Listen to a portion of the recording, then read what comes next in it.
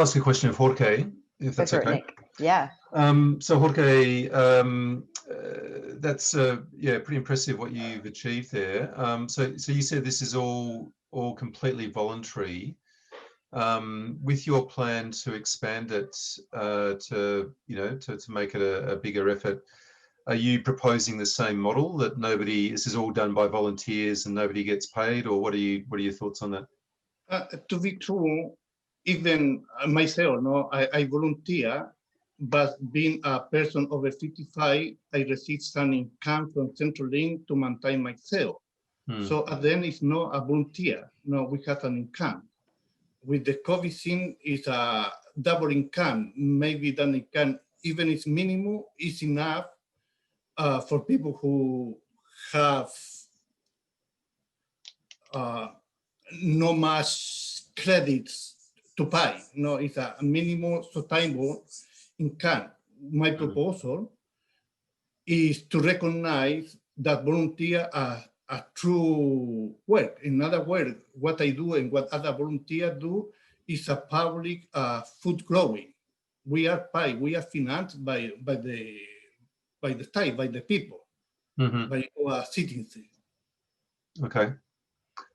Okay, all right, so you are proposing that the urban farmers receive some kind of wage or something from the state as effectively providing a public service. Is that what you're suggesting? And the same level, the city council pay a cleaner to cut grass on the street.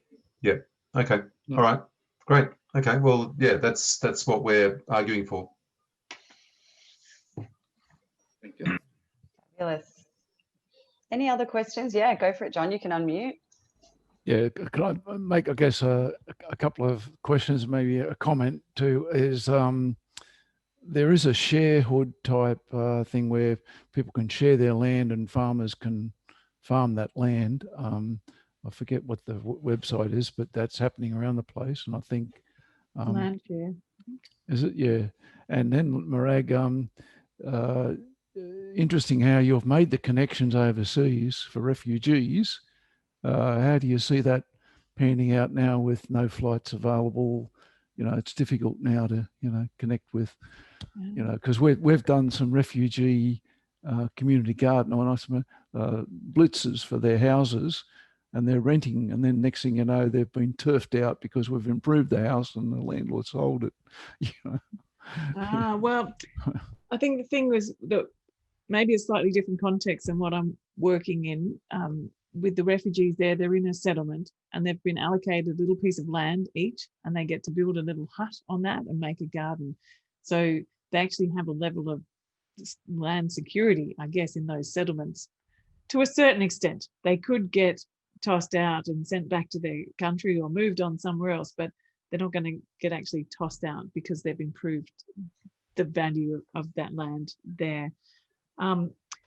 And this is where community farms and community gardens come into play, because there is the security. So what you do in and around your home may change that, and that economic system doesn't support that. But having community farms, then you have access to that continuously. And I think that's something really important to look at. In terms of traveling, like, we don't travel overseas. The thing is that there are so many people over there already who know how to do this. Some of the projects, there was one new refugee camp that just recently was identified, and what we did was we just connecting the dots. So there's permaculture teachers here, they can just travel across to here, and then those teachers travel, and that's that kind of myceliating process. We don't need to be over there. There's nothing necessarily extra that we can offer in, except for actually resourcing them to do what they can do already.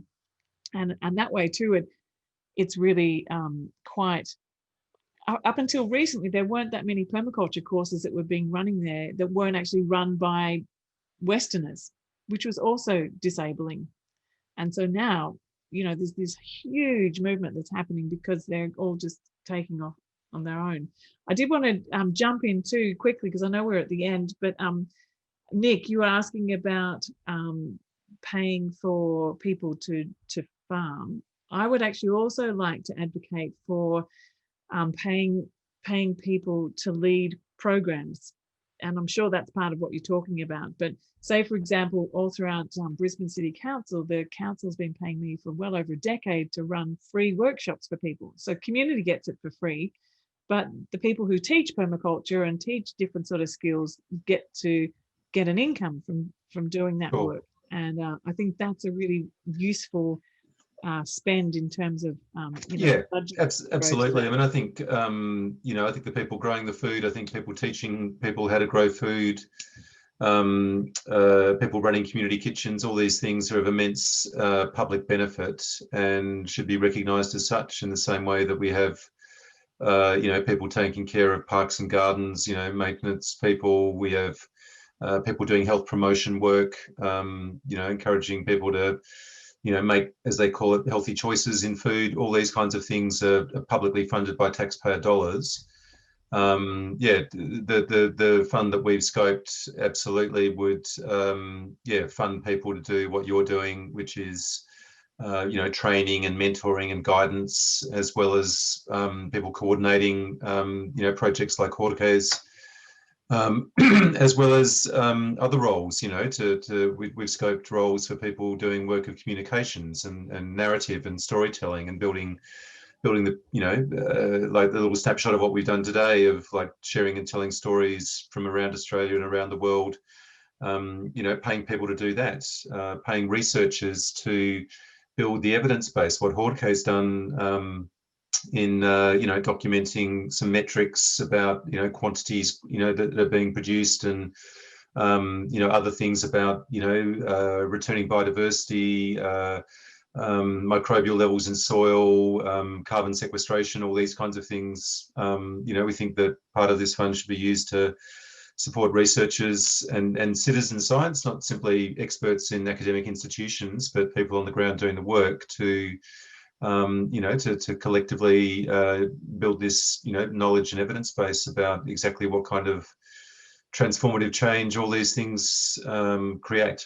That's very much part of the funding that we're suggesting, and it's really on the premise that, as I said at the start, we spend so much money as a country dealing with the impacts of just human health of the food system. I haven't even talked about the ecological damage and the massive land clearing that went on in Queensland for years under Campbell Newman's government, for example, and the costs of climate change. You add all that in, hundreds of billions of dollars it's costing us to deal with these issues. We think it's just common sense to invest in actually nurturing ourselves and nurturing the country, and that's the rationale on which we're making this case. Thank you so much, Nick. If each of you maybe even have 2 more minutes, Alison had a question. We might ask Alison's question, and then I can wrap up after that, so we don't take too much of your Sunday. Alison, did you still want to ask your question? Yes, please. Yeah. Thank you. The other day, hi Nick, I've run into you before at different things, and I'm a dietitian in my job. And the other day I was talking to a group of Indigenous health workers about food security, and the whole how do people get more fruit and vegetables, and it is exactly as Nick said, and as people are demonstrating, people really. So I guess what we really had the conversation about what the global situation was like, that we probably need to produce more things locally, producing foods locally, and the resources that already exist in cans to do that. But prior to that, I was talking to someone who I don't think he's linked into NENA yet, though I keep sending them emails, is Agriculture. I don't know if anyone's heard of Agriculture, run by Guju and his partner Jenny.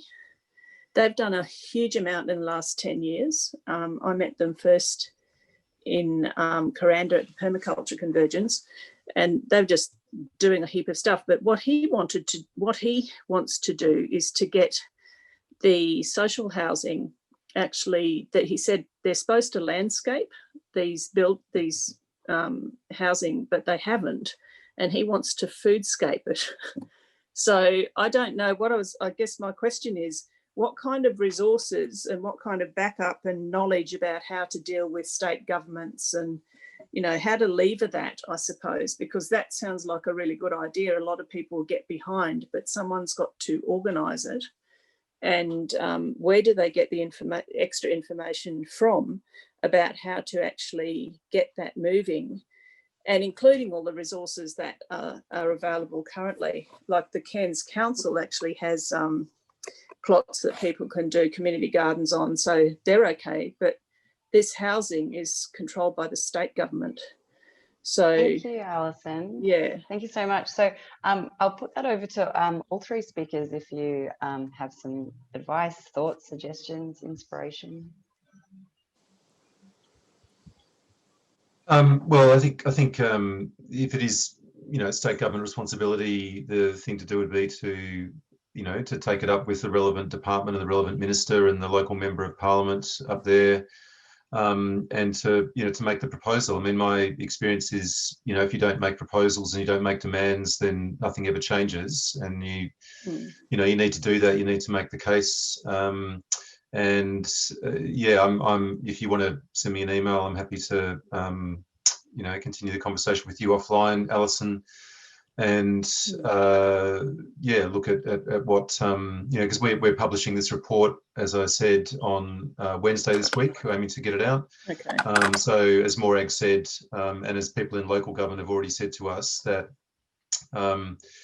you know, having this you know, having this data now of you know, a huge number of Australians speaking in quite a bit of detail about these activities and what difference it makes to them, from, you know, dietary health and nutritional health to mental health and well-being to you know, physical activity to social connection, is really quite powerful. And we are wanting to put that in front of, you know, as many people as we possibly can, and certainly to people who hold purse strings in state government, who own control of social and community housing.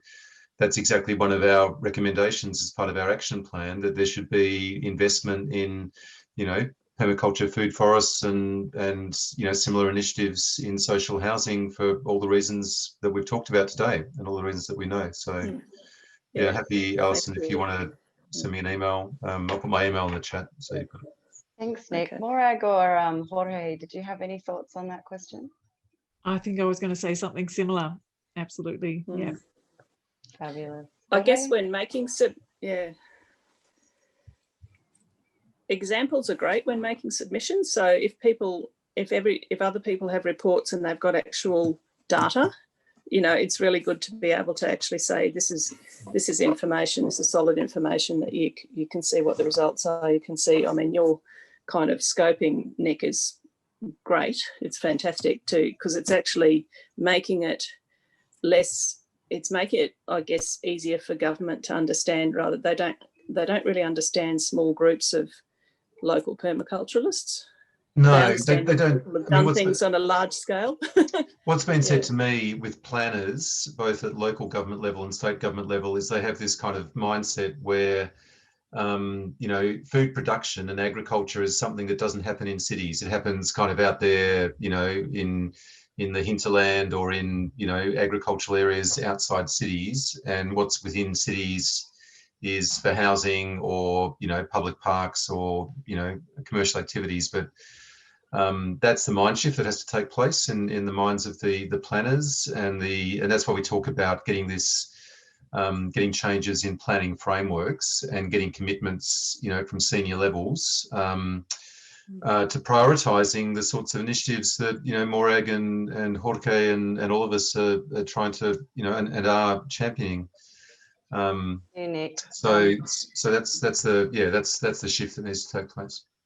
Thank you so much. Jorge, did you want to make a comment? And then I think after that, I might wrap things up. Thank you. I want to say something about Alisa. No, I think that another way to influence change, you know, when talking about a style of housing, social house, you know, is to actually to motivate and facilitate a process from the neighbor, from the people who actually use a social house, and for them to integrate by doing, to occupy a part of the site to actually to start planting and negotiate from there. No, is you can start to action and trigger discussion after. No, it's you say sorry, but it's a way how you actually connect with the decision maker. Thank you, Jorge. Kerry, I apologize we didn't get to your question. Nick has popped in his email, and if Morag or Jorge want to share theirs, then by all means, like the beauty of NENA is that we connect people, and those connections carry on after today, hopefully as well. But thank you. That's fine. My question was just for Nick, so I've got perfect. You can email him. Fabulous. Really, the biggest, sincerest, warmest thank you to our three wonderful speakers. Such great presentations, and the work that you're all doing is so critical, and we thank you for that. And for these wonderful participants for showing up on Sunday, being part of the discussion, and yeah, just being here with us. Have a really lovely day. If you're able to join us later on today, we'd love to see you there, and have a good Sunday. Thanks, Megan, too. Bye. Thanks, Nora. Yeah, thanks, Megan. Thanks, everyone. Thanks, Great to see you all. everyone.